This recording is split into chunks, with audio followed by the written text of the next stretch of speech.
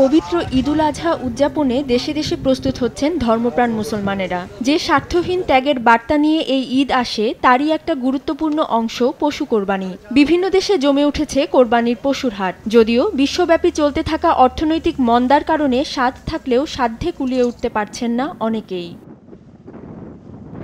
পাকিস্তানে গত বছরের উচ্চ মূল্যস্ফীতি এবছর অনেকটাই কমে এসেছে বলে দাবি দেশটির সরকারের। যদিও ঈদ উপলক্ষে গরু, ছাগল ও উটের যে হাট বসেছে সেখানে আসা ক্রেতারা বলছেন ভিন্ন কথা। গত বছরের তুলনায় এবার গরুর দাম আরও চড়া বলে জানাচ্ছেন তারা। হাটে ক্রেতার উপস্থিতিও অনেক কম।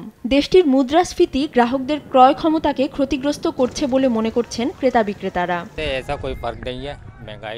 সরকার বলছে তারা মূল্যস্ফীতি কমিয়ে এনেছে, অথচ এখানকার চিত্র একেবারে উল্টো। সবকিছুর দাম 3 গুণ বেশি।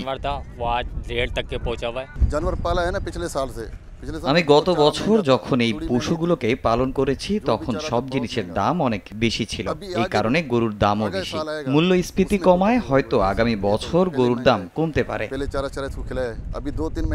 চলছে প্রেডিকশন গেম নগদ অ্যাপে। প্রেডিকশন করে জিতুন জিক্সার বাইক, টিভি, স্মার্টফোন সহ আরো অনেক পুরস্কার।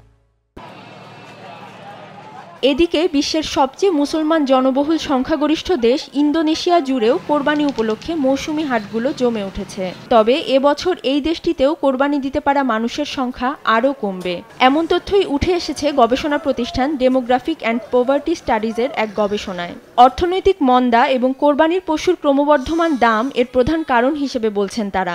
এছাড়াও দেশটিতে উচ্চ বেকারত্বের হারের ফলে নিম্ন মধ্যবিত্তের আয় উল্লেখযোগ্যভাবে হ্রাস পেয়েছে। ফলে গত বছর যারা গরু কিনেছেন তাদেরও অনেকে এবছর কোরবানি দিতে পারছেন না। অধরা শ্রেয়সী অথই, সময় সংবাদ।